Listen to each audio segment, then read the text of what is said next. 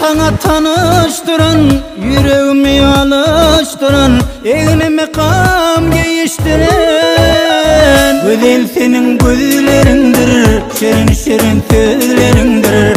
Güzel senin gözlerindir, şirin şirin sözlerindir. Tiri yüreğime degen, ömrümü beyle yandıran, seni ceyran emekdeden güzel senin gözlerindir, şirin şirin sözlerindir. Güzel senin gözlerindir, şirin şirin sözlerindir.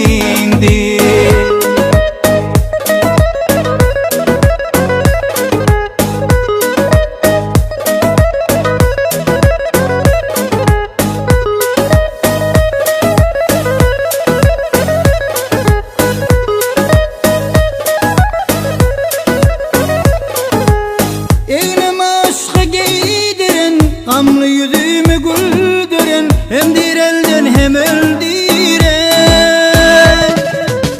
güzel senin gözlerindir, şirin şirin sözlerindir. Güzel senin gözlerindir, şirin şirin sözlerindir.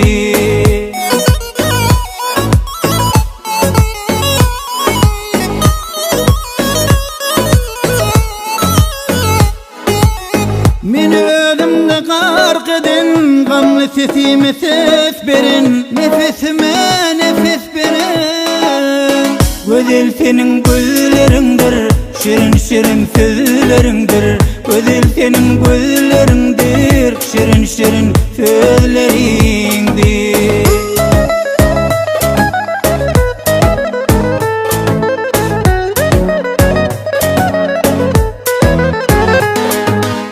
Güzel senin, güzel senin, güzel senin, güzel senin şirin şirin, şirin şirin, şirin şirin, şirin şirin. Güzel senin gözlerindir, şirin şirin sözlerindir. Güzel senin gözlerindir, şirin şirin sözlerindir. Güzel senin gözlerindir, şirin şirin sözlerindir. Güzel senin gözlerindir.